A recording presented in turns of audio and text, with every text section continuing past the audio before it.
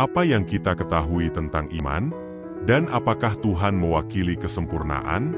Jika demikian, mengapa ada begitu banyak hal yang tidak sempurna di dunia ini?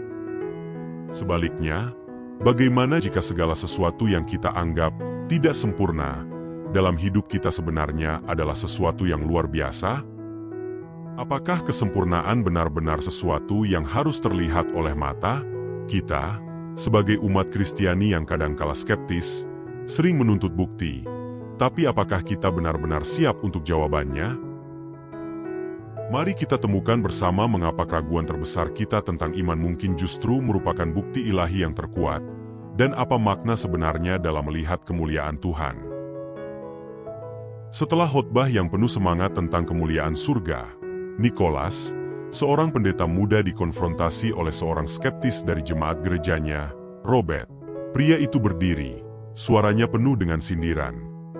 Alih-alih semua teori rohani yang muluk-muluk ini, mengapa Anda tidak menunjukkan kepada kami sesuatu yang nyata, sesuatu yang benar-benar bisa kita lihat, kata Robert dengan ketus. Nikolas, sang pendeta muda itu, meski terkejut, menanggapi dengan kesabaran yang lembut. Bukti seperti apa yang akan memuaskan Anda? Merasa ada kesempatan untuk mempermalukan seorang pendeta di depan jemaatnya, Robert si skeptis tersenyum sinis. Yah, karena Anda berbicara dengan begitu yakin tentang surga, mengapa Anda tidak menunjukkan kepada kami buah yang berasal dari taman surga Tuhan?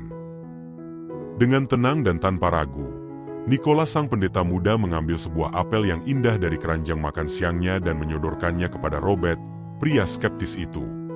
Baiklah, asal Anda tahu, inilah buah dari surga Tuhan, kata Nikolas kepada Robert sambil menyerahkan apel itu. Para jemaat lainnya memperhatikan dalam keheningan dengan penasaran dan penuh rasa ingin tahu.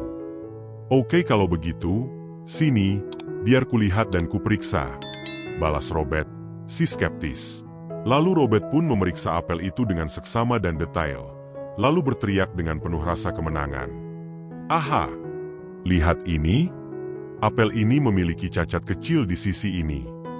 Jika apel ini benar dari surga, tentunya segala sesuatunya pastilah benar-benar sempurna. Mata Nikolas dipenuhi kehangatan dan belas kasih saat ia menjawab dengan tenang. Memang benar, buah dari surga itu sempurna.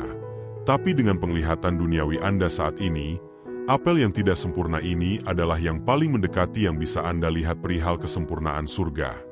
Sama seperti jendela yang kotor akan mendistorsi dan meredupkan bahkan cahaya matahari yang paling terang sekalipun, hakikat manusia kita yang telah jatuh dalam dosa, membatasi kemampuan kita untuk sepenuhnya memahami kesempurnaan Tuhan.